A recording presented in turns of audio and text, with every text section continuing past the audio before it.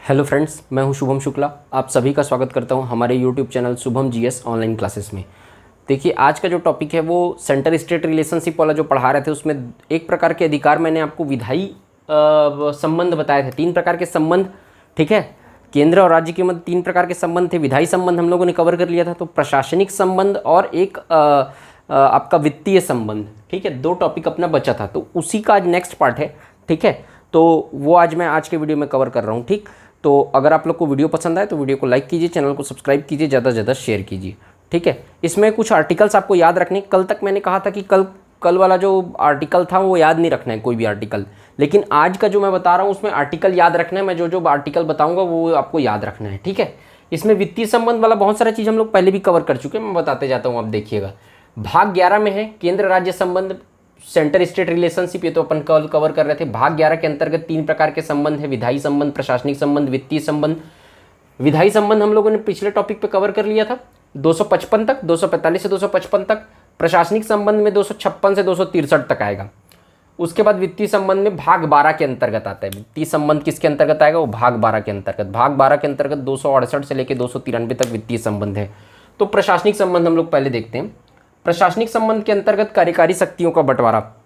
देखिए, प्रशासनिक शक्ति के अंतर्गत कार्यपालिका के अंतर्गत कौन कौन आता है? राष्ट्रपति, उपराष्ट्रपति, प्रधानमंत्री, मंत्रिपरिषद, ठीक है। तो कार्यपालिका के अंतर्गत, ठीक है, कार्यपालिका यानी कार्यकारी शक्तियों का बंटवारा। कार्यपालिका के अंतर्गत क्या आती है? कार्यपालिका के अंतर्गत कार्यकारी शक्तियां आती हैं।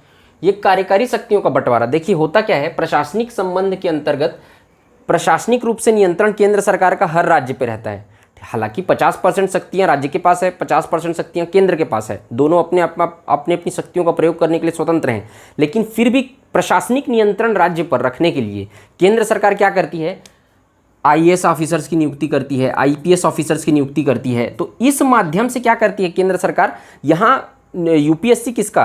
केंद्र सरकार का, ठीक। तो यूपीएससी इनकी एग्जाम लेती है, ठीक।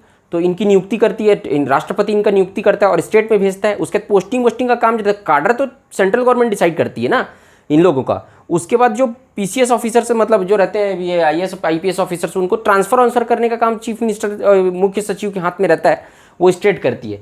तो ये लोग जो रहते हैं नियुक्ति करके केंद्र सरकार भेजती है। इसका मतलब क्या? प्रशासनिक नियंत्रण रखना चाहती है केंद्र सरकार, किस पर? स्टेट पर, ठीक है। कार्यकारी नियंत्रण, ये कार्यकारी शक्तियों का बंटवारा। तो इसी तरीके से कार्यकारी शक्तियों का बंटवारा होता है, ठीक। और प्रशासनिक नियंत्रण जो है, ये प्रशासनिक शक्ति संबंध के अंतर्गत क्या बता रहा हूं मैं? प्रशासनिक नियंत्रण इस प्रकार से राज्य के ऊपर केंद्र सरकार का रहता है, ये बताना चाह रहा हूं।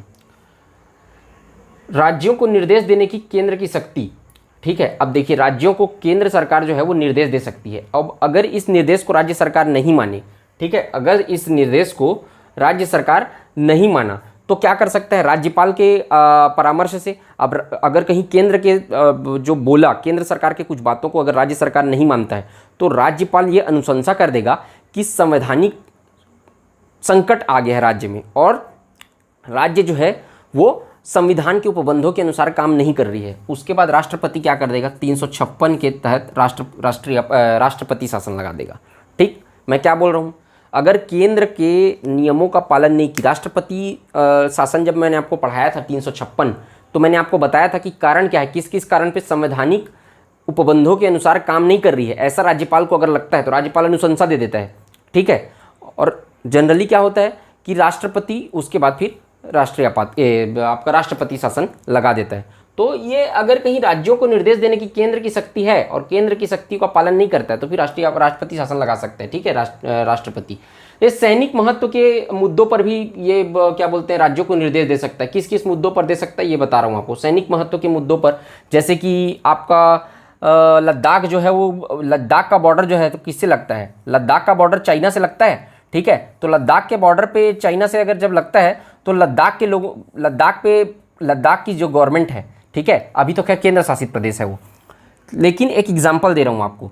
अब जैसे इधर जम्मू है, जम्मू का जो है इधर पाकिस्तान से लगता है सीमा, तो राजस्थान का गवर्नमेंट राजस्थान का एरिया किससे लगता है? पाकिस्तान से लगता है। तो राजस्थान गवर्नमेंट को ये बोल सकता है कि यहाँ पर आप इतने सैनिक का यहाँ पोस्टिंग रखेंगे, या सैनिकों से संबंधित क्या बोलते हैं, राज्य सरकार को निर्देश दे सकता है कि ऐसे ऐसे आपको प्रिपेयर करके रखना है करके, ठीक है। तो सैनिक महत्व के मुद्दों पर क्या कर सकता है ये, कि उसको निर्देश दे सकता है। रेल संरक्षण, ठीक है, जो रेल चलती है, ठीक, तो रेल की सुरक्षा वगैरह के बारे में वो क्या करता है, स्टेट को निर्देश देता है। और अनुसूचित जनजाति, जिन राज्यों में अनुसूचित जनजाति निवास करती है उनके सुरक्षा से संबंधित निर्देश जो रहता है वो केंद्र सरकार देती है।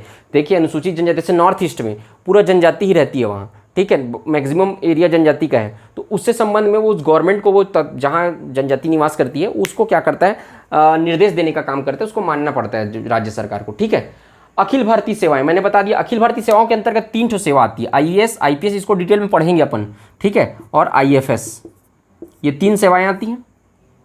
ये 3 सेवाओं में इन ऑफिसर्स की नियुक्ति, एग्जाम लेने का काम यूपीएससी करती है, उसके बाद पोस्टिंग दे देती है, कार्डर दे देती है, और राज्य सरकार इनका ट्रांसफर वगैरह करते रहती है। आपने देखा होगा चीफ मिनिस्टर जो रहते हैं मुख्य सचिव के माध्यम से ट्रांसफर वगैरह कलेक्टर लोग का करते रहते हैं, ठीक है। तो ये सब रहता है। आईएफएस का तो फिर नियुक्ति फिर वो केंद्र सरकारी वो के हाथ में रहता है, यूपीएससी के, इंडियन फॉरेन सर्विसेज का, ठीक है। तो हम देखिए ये तात्कालिक नियंत्रण राज्य सरकार का रहता है अखिल भारतीय सेवाओं पे, तात्कालिक नियंत्रण, क्योंकि वो राज्य में पोस्टिंग रहता है और अंतिम केंद्र सरकार का नियंत्रण रहता है, ठीक है। मतलब क्या किया है, प्रशासनिक संबंध के माध्यम से केंद्र सरकार राज्य पे पूरा प्रशासनिक नियंत्रण रखी हुई है, पूरा इंडिपेंडेंट नहीं छोड़ी है राज्य को, राज्य पे अपना नियंत्रण कस के रखी हुई है राज्य केंद्र सरकार। और जब भी क्लैश होता है केंद्र सरकार भारी पड़ता है, केंद्र सरकार की शक्तियाँ ज़्यादा होती हैं, ये चाहे वो अखिल भारतीय सेवाओं के माध्यम से नियंत्रण रखे, चाहे वित्तीय नियंत्रण रखे, चाहे विधायी संबंध में नियंत्रण रखे, किसी भी तरीके से नियंत्रण करके रखी है, ठीक है। और अन्य संवैधानिक प्रावधान अब किस तरीके से नियंत्रण करके रखी, एक तो सिविल, ये जो सिविल सर्वेंट है वो लोग की नियुक्ति करके, उसके बाद राज्यपाल की नियुक्ति कौन करता है, राष्ट्रपति। राष्ट्रपति का एजेंट होता है राज्यपाल, तो मतलब कौन, राष्ट्रपति अपना एजेंट बैठा के रखा है कि नहीं स्टेट में, तो और राष्ट्रपति किसके निर्देश पे काम करता है, प्रधानमंत्री। मतलब केंद्र सरकार का नियंत्रण है कि नहीं राज्य पर, प्रशासनिक नियंत्रण। तो इस तरीके से भी आप समझ सकते हैं। इसके अलावा आपका ये अपन देखें मुख्य निर्वाचन आयुक्त जो होता है उसकी नियुक्ति भी राष्ट्रपति करते हैं। और इसके अलावा आपने देखा होगा पीएससी, लोक सेवा आयोग के अध्यक्ष और सदस्यों की नियुक्ति कौन करते हैं, ठीक है, वो भी कौन करता है, अध्यक्ष और सदस्य की नियुक्ति राज्यपाल करता है राज्य का, लेकिन उसको हटाने की शक्ति किसके पास होती है, राष्ट्रपति के पास होती है, ठीक है। मैंने बताया था पहले भी, लोक सेवा आयोग के अध्यक्ष और सदस्यों की नियुक्ति कौन करता है, राज्यपाल करेगा, लेकिन उसको हटाने की जो शक्ति होती है वो राष्ट्रपति के पास होती है। तो कुल मिला के एक के पास पावर नहीं है, सेंट्रल गवर्नमेंट हर चीज़ में हस्तक्षेप करेगी, सेंट्रल गवर्नमेंट पे कौन करेगा, राष्ट्रपति हस्तक्षेप करेगा कई मामले पे, ठीक है। तो उसी तरीके से प्रशासनिक नियंत्रण का संवैधानिक प्रावधान जैसे नीति आयोग, राष्ट्रीय विकास परिषद, ये है तो केंद्र, नीति आयोग का अध्यक्ष राष्ट्रीय विकास परिषद का अध्यक्ष, राष्ट्रीय विकास परिषद का अध्यक्ष प्रधानमंत्री रहता है, राष्ट्रीय एकता परिषद का अध्यक्ष भी प्रधानमंत्री रहता है। तो अध्यक्ष कौन जाता है, केंद्र सरकार द्वारा चुना जाता है अध्यक्ष। और ये जो नीति आयोग है ये केंद्रीय आयोग है, लेकिन भाई जो रूल बनाएगी, जो नियम, जो ये योजना बनाने का काम कर, जो नीति बनाने का काम करती है, जो डेवलपमेंट के लिए योजना बनाने का काम करती है, वो तो स्टेट और सेंटर दोनों के लिए रहेगा ना। तो काम दोनों तरीके से कर रही है, दोनों के लिए कर रही है, मतलब इसका भी नियंत्रण है प्रशासनिक संबंध के अंतर्गत, प्रशासनिक नियंत्रण। और आपातकाल 352, 356, 360 के अंतर्गत तो मैंने तीनों को बता ही दिया है। 352 में राज्य सूची के विषय पे कानून बनाने का अधिकार केंद्र सरकार के पास आ जाता है। 356 में तो विधायिका भंग ही हो जाती है राज्य की। और 360 में वित्तीय आपातकाल, जो अभी तक लगा नहीं है कभी। फाइनेंशियल कंडीशन में तो राज्य सूची के विषय पे केंद्र सरकार कानून बना ही लेती है। ये तीनों को तो मैं डिटेल में बता दिया हूँ। तो इस प्रकार से आपातकाल के माध्यम से भी प्रशासनिक नियंत्रण केंद्र सरकार राज्य सरकारों पर रखा करती है। ठीक, अब आप देखिए ये ठीक है, ये जो अब भाग 12 देखते हैं अपन, वित्तीय संबंध। ठीक है, भाग 12 के अंतर्गत आता है। ये इंपॉर्टेंट है ना, इसमें जो भी लिखा हुआ इंपॉर्टेंट है। ये पेपर में आ चुका है, आर्टिकल तो आ ही चुका है, 280 वाला आता ही है। ये आकस्मिक निधि वाला देखते, ठीक है, आपको बताता हूँ मैं। ये सब चीज़ अब इंपॉर्टेंट है। वित्त आयोग की सिफारिश पर राजस्व वितरण करता है। वित्त आयोग का गठन किया जाता है प्रत्येक 5 वर्ष की समाप्ति पे वित्त आयोग का गठन होता है। वित्त आयोग का जो गठन होता है उसमें क्या करते हैं, ये वित्त आयोग क्या करता है, राजस्व का बंटवारा करता है।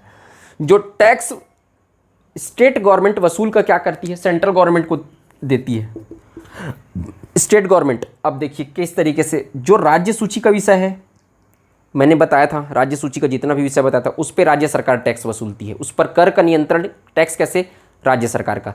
जो संघ सूची है उसमें जितने विषय आते हैं उस पर केंद्र सरकार टैक्स वसूलती है। और जो समवर्ती सूची आते हैं उस पर कर के संबंधित कानून बनाने का अधिकार किसको है, दोनों को है। ठीक है, तो ये वित्तीय संबंध के अंतर्गत वही है। संघ सूची के अंतर्गत विषय जो आते हैं उस पर कर के संबंधित कोई कितना कर लेना है वो सब सेंट्रल गवर्नमेंट डिसाइड करेगी। राज्य सूची के विषय पे कितना कर लेना है राज्य सरकार डिसाइड करेगी। समवर्ती सूची पे दोनों डिसाइड करते हैं, तो ये ध्यान रखिएगा।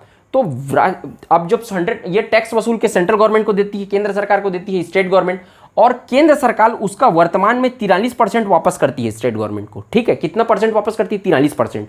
तो ये जो परसेंटेज की कितना परसेंटेज केंद्र सरकार राज्य सरकार को वापस करेगी, ये डिसाइड करने का काम करता है वित्त आयोग। कौन करता है? वित्त आयोग। वित्त आयोग राजस्व का बंटवारा करता है। ठीक है, जो टैक्स वसूला रहता है उसको कितना प्रतिशत राज्य सरकारों को देना है, इसकी अनुशंसा केंद्र सरकार को देता है, उसके अनुसार फिर राजस्व का बंटवारा होता है। वर्तमान में 43% है। 15वां वित्त आयोग अभी वर्तमान में काम कर रहा है। ठीक है, 14वां वित्त आयोग अभी वर्तमान में काम कर रहा है। वाई वी रेड्डी उसके अध्यक्ष हैं 14वें वित्त आयोग के। अभी अस्तित्व में कौन सा है? 14वां वित्त आयोग। आने वाला वित्त आयोग 15वां वित्त आयोग रहेगा, 2020 से 25 तक रहेगा वो। ठीक है, 2020 से 25 तक आने वाला, इसके मतलब अभी अब समाप्त हो गया है। ठीक है, तो 2020 अभी जो वित्त आयोग है 15वां वित्त आयोग शुरुआत हो गया 2020 से 25। एन.के. सिंह उसके अध्यक्ष है। 14वें वित्त आयोग के अध्यक्ष कौन थे? Why we Reddy.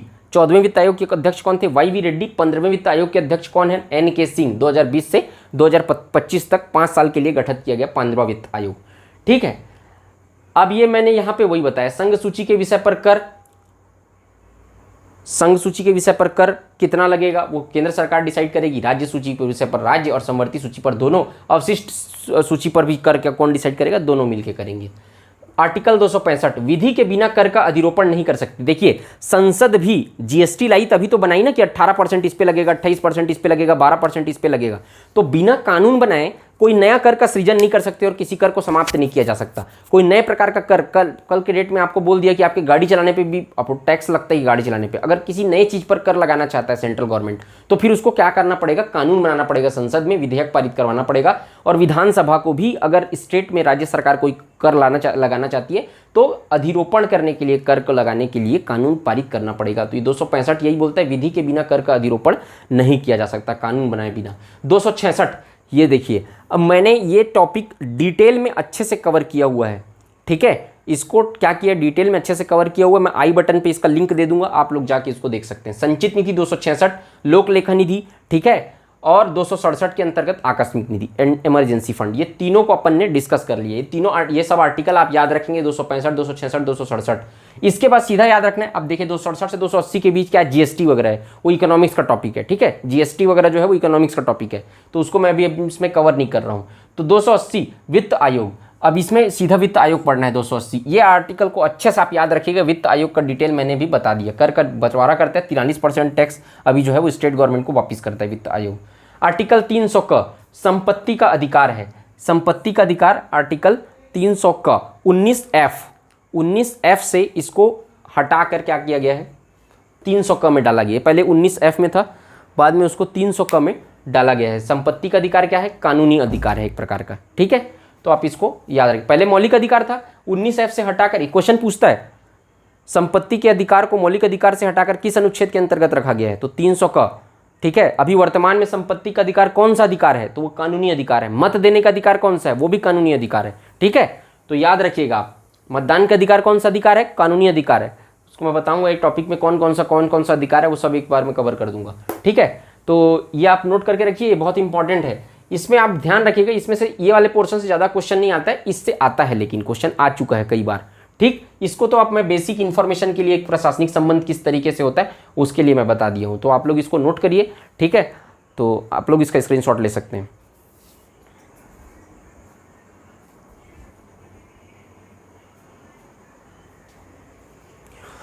तो आज का वीडियो छोटा था क्योंकि ये दो चीज़ उसमें कवर करना बचा हुआ था, 11 और 12 का। तो 11 और 12 भाग जो है वो कंप्लीट हो गया है, इसमें से आप उसको नोट करके रखिएगा। तो अब जब नेक्स्ट वीडियो में अपन आएंगे तो महान्याय कैग वाला पार्ट अपना बचा, कंट्रोलर और ऑडिटर जनरल, नियंत्रक एवं महालेखा परीक्षक। उसके बाद अपना सिविल सर्विसेज वाला IAS और IPS IFS ऑफिसर वाला जो शक्तियाँ थी 312 और 315। ठीक है, वो बचा हुआ है, और एक निर्वाचन आयोग बचा है। ये सब वाला हिस्सा जो हम लोग नेक्स्ट वीडियो में आते आते अपन कवर करते जाएंगे। ठीक है, तो आई होप आप सबको ये वीडियो पसंद आया होगा। अगर वीडियो पसंद आया तो वीडियो को लाइक कीजिए, चैनल को सब्सक्राइब कीजिए, ज़्यादा से ज़्यादा शेयर कीजिए। आज के वीडियो में सिर्फ इतना ही, मिलते हैं नेक्स्ट वीडियो में। जय हिंद, वंदे मातरम।